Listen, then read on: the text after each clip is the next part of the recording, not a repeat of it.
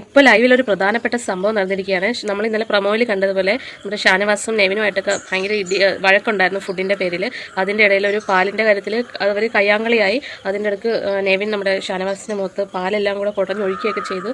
ആ സമയത്ത് തന്നെ ഷാനവാസിന് നെഞ്ചുവേദന അനുഭവപ്പെട്ടിട്ടുണ്ട്. ആൾ ഭയങ്കരമായിട്ട് അവിടെ കുഴഞ്ഞിരിക്കുകയാണ് ചെയ്തത്. പിന്നെ ഇപ്പോൾ കൺഫെഷൻ റൂമിലോട്ട് നമ്മുടെ ബിഗ് ബോസ് കുറേ വിളിച്ചിട്ടും ഷാനവാസിന് എഴുന്നേക്കാൻ പറ്റുന്നില്ല. ഷാനവാസ് അവിടെ തന്നെ ഇരുന്നിടത്ത് തന്നെ കിടക്കുകയാണ് ചെയ്യുന്നത്. അപ്പോഴും നെവിൻ്റെ അഹങ്കാരത്തിന് ഒരു കുറവില്ല. നെവിൻ പറയുന്നത് ഡ്രാമയാണ്, ഫിസിക്കൽ അസോൾട്ട് പറഞ്ഞ് എന്നെ ഇവിടുന്ന് പുറത്താക്കാൻ വേണ്ടിയിട്ടാണെന്ന് പറഞ്ഞ് ഡ്രാമ എന്നും പറഞ്ഞ് ആ മനുഷ്യനെ വിഷമിപ്പിച്ചുകൊണ്ടിരിക്കുകയാണ്. നെവിനെ എന്തായാലും ഈ ആഴ്ച പുറത്താക്കിയിരിക്കണം. ഇന്നലെ അനുമോളോടായിരുന്നു, ഇന്ന് ഷാനവാസിനോടാണ്. ഷാനവാസിൻ്റെ വീട്ടുകാരൊക്കെ ഇതൊക്കെ കാണുമ്പോൾ എത്രയോ വിഷമിക്കുന്നുണ്ടാവും. അനുമോളുടെ ആണെങ്കിലും വിഷമിക്കുന്നുണ്ടാവും. നെവിൻ ഭയങ്കര അഹങ്കാരം എന്ന് വെച്ചാൽ ഭയങ്കര അഹങ്കാരത്തിൽ നിൽക്കുകയാണ്. ഒരു മനുഷ്യനങ്ങനെ വേദന കൊണ്ട് പൊളഞ്ഞു കിടക്കുന്ന സമയത്ത് ബാക്കിയുള്ളവരൊക്കെ കൺഫെഷൻ റൂമിലോട്ട് കൊണ്ടുപോകാനും അയാളെ ശുശ്രൂഷിക്കാനും നിൽക്കുമ്പോൾ നെവിനും അക്ബറും ഒക്കെ അവിടെ നിന്ന് മാറി, ആര്യനും ഒക്കെ അവിടെ നിന്ന് മാറി ഡ്രാമയാണെന്നും പറഞ്ഞ് കളിച്ചുകൊണ്ടിരിക്കുകയാണ്. ഈ ഒരു നന്ദി കടന്ന് നമുക്ക് എന്തായാലും കണ്ടു നിൽക്കാൻ പറ്റുന്ന ഒരു കാര്യമല്ല. ഇതിന് ബിഗ് ബോസ് എന്താണെന്ന് വെച്ചാൽ നടപടി ഉണ്ടാക്കണമെന്നാണ് എൻ്റെ ഒരു അഭിപ്രായം. Thank you guys.